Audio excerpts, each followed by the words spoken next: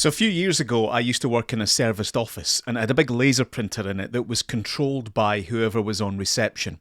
So if I wanted a worksheet printed out for a course I was running, if I was doing an exercise, I had to design my worksheet, walk down the stairs to reception and ask them to print it out or photocopy it or whatever I needed doing.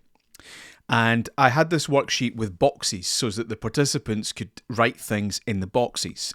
But on my A4 sheet of paper, it was too small for them to write in.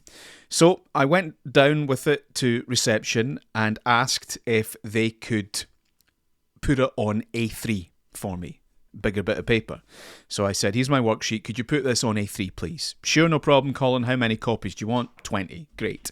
So I come back 5 minutes later and here's 20 huge A3 bits of paper with my worksheet on it, except, of course, my worksheet was a tiny little postage stamp sized in the top left corner of this giant bit of white paper.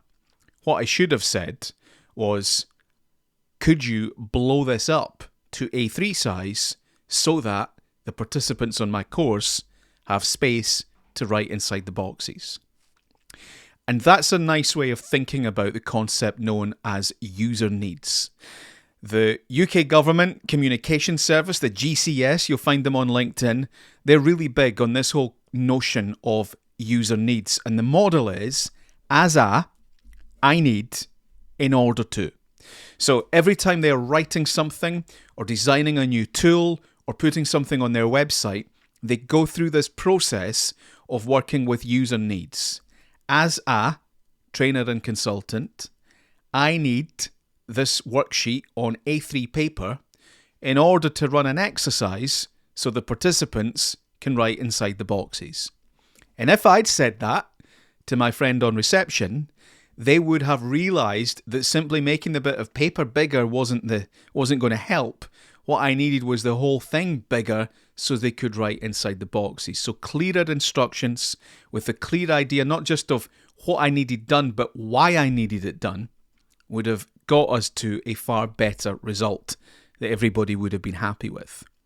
When you're writing for an audience, it's really helpful to go through this process of user needs. It's forcing you to think about things from the audience's perspective. Why do they need this information? What are they looking to do with it? It's not just the information itself. There's probably some bigger goal, some end result, something, a transaction that they need some help with. And if you can do the writing or design the website or the user experience or whatever it is that you're putting together, if you can do that, not just thinking about a target audience in terms of a demographic or in terms of some sort of customer avatar, but thinking about every single individual piece of work that you're doing and approaching it from this idea of user needs, it can save you a lot of time and make people a lot happier.